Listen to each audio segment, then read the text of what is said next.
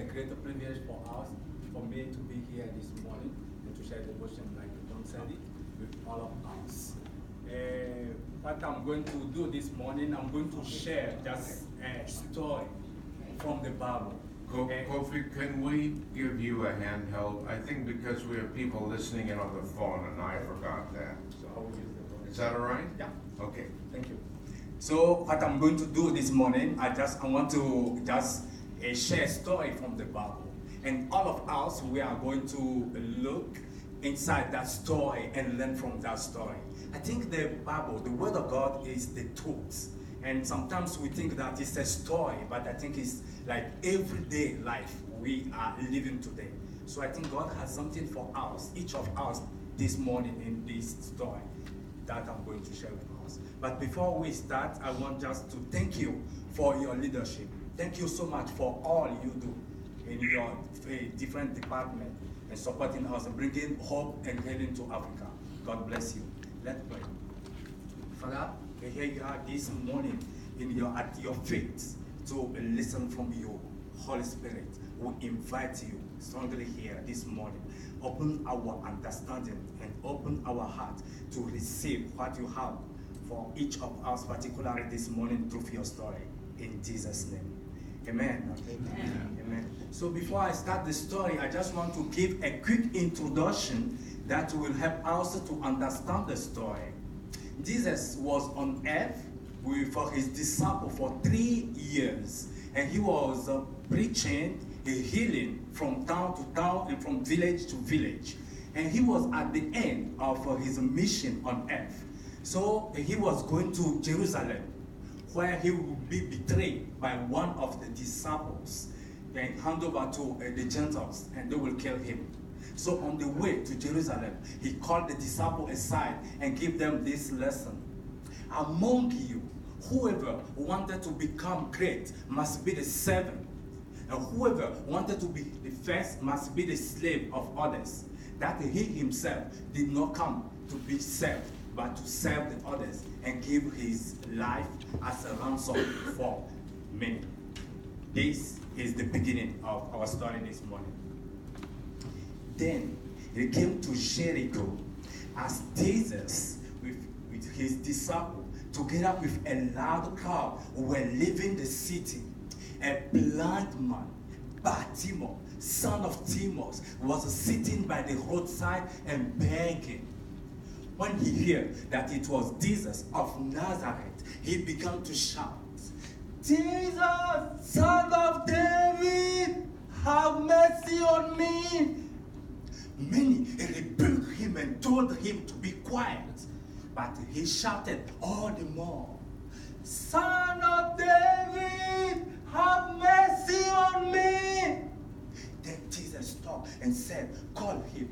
So they called to the blind man, "Shut on your feet, he is calling you." Throwing his cloak aside, he jumped to his feet and came to Jesus. "What do you want me to do for you?" Jesus asked the blind man. And the blind man said, "Rabbi, I want to see." Then Jesus said, "Go, your faith has healed you."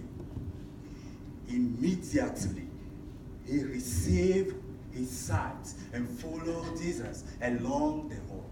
That is the end of the story. So this is interaction method. So I would love your participation. All of us, we are going to learn from that story this morning. So was Jesus alone on the way? Was Jesus alone? It's a question. So can we respond? Was Jesus alone on the way? No. He was with whom he was on the way? A large crowd, and the disciples, and they met someone. What was the condition of that person they met on the way? He's blind. And when he heard that it was Jesus of Nazareth, what did he started to do? Shouted, saying what? "Son of David. Son of David, have mercy on me." What was the reaction of the crowd? Quiet. Keep quiet. And they rebuked him and told him to be quiet. Did he keep quiet? No. What did he do the more? Shout. Shouted the more, "Son of David, have mercy on me. Then what was the reaction of Jesus? He stopped and he said, hey, he shot, get out over there. Do you know what is going to happen to me at Jerusalem? Is what Jesus said? No. What did he say? What did Jesus say? What can I do for you? Go and call him. So they called to the blind man. Shut up on your feet. He is calling you. When the blind man heard that he is calling you, what did he do? He threw his clothes and jumped to his feet and came to Jesus. And Jesus asked him a question. Do you remember the question Jesus asked him? What do you want me to do for you? And what was the answer from the blind man? He called him, Rabbi, I want to see. Then Jesus said what? Go, your faith has made you. Immediately, what happened to him? He recovered his sight and followed Jesus along the road. Can we clap for ourselves, please? Please. I'm wondering how much the blind Bartimaeus feel when he been in that condition for a long time and now calling for Jesus, but he was rebuked by the crowd. How might he feel? Embarrassed? Yeah? Desperate? Rejected? Interesting. What was he doing by the roadside? The blind man, what was he doing by the roadside? He was begging for money. But when he heard that it was Jesus of Nazareth, what was he asking? What was he calling Jesus for? Mercy. To have mercy. To have mercy. The blind Bartimaeus, he is blind physically, but calling Jesus by Son of David, which is the messianic name of Jesus Christ. What do you think about the spiritual eye of this blind man? He was very open. Very open. His spiritual eye is very open. And which kind of person can ask for mercy? He was begging for money, but he calling Jesus and asking, Jesus, Son of David, have mercy on me. Which kind of person can ask for mercy? A humble man. But when he called Jesus, what was the reaction of the crowd? They rebuked him. And those crowds, they were following Jesus and seeing all the miracles Jesus was performing. Now they are rebuking the blind Bartimaeus. What do you think about the spiritual eye? He was blind. They were following Jesus, but they were spiritually blind. Right? When they rebuked the blind Bartimaeus, did he keep quiet? No. What did he do? Cried louder. Instead of shouting louder, could have he done something else? Yes. Instead of shouting the more, calling Jesus, could have he done something else? Yes. What else could I done? He could just keep it, zip it. But no. But he shouted all the more, Son of David, have mercy on me. What can we learn spiritual about this blind man? The fact that he was rebuked, but he continued shouting more. Good for him. Yeah? Persistence. And Jesus was going, what was going to happen to Jesus in Jerusalem? He is going to be crucified. But he stopped because the blind Bartimaeus was persistent. He stopped and said, call him. Instead of stopping, could have Jesus done something else. He could continue. Hey, you don't know what is going to happen to me in Jerusalem. Where were you? All those 3 days you did not meet me, and now I'm going to be killed. You are calling me. Jesus could have done that, but he stopped and said, call him. But who do you think that Jesus used to call this blind man? Who do you think that Jesus used to call this blind man to come back? One maybe of the disciples. Maybe those who were rebuking the blind Bartimaeus. The same people Jesus called now, call him. What can we learn from that? At that time, when they were rebuking him, is the blind Bartimaeus the enemy or the friend in that time? Enemy. So what can we learn from that? The fact that Jesus now is calling the enemy to call him back.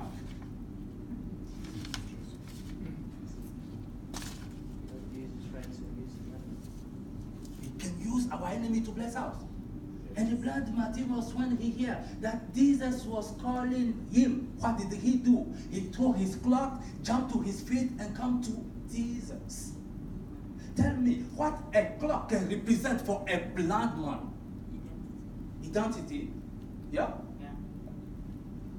Refuge. Refuge. Yeah.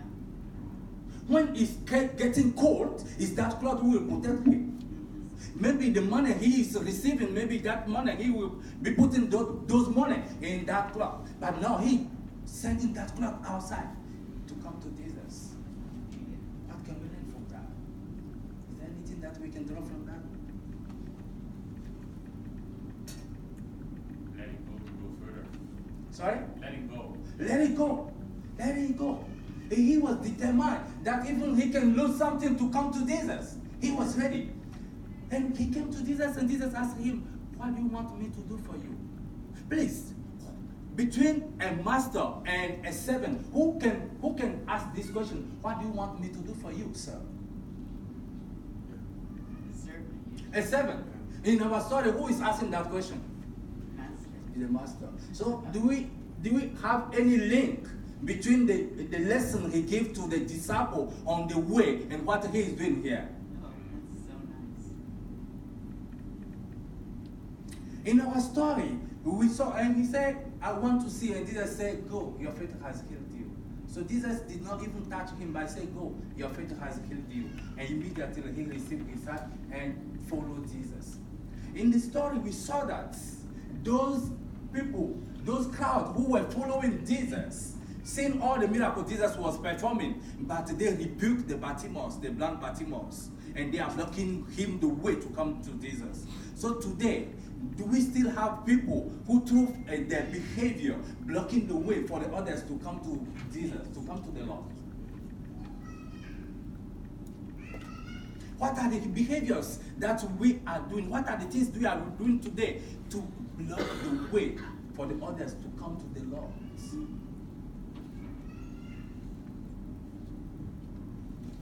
Have you or someone you know ever been a victim of that kind of things? Like through a behavior, you feel betrayal, like back up to come to the Lord. And you would like to share with us this morning.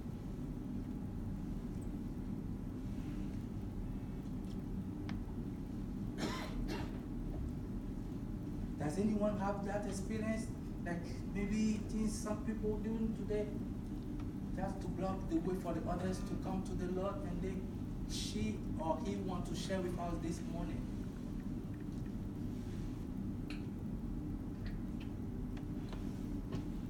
We're all very shy. You go ahead.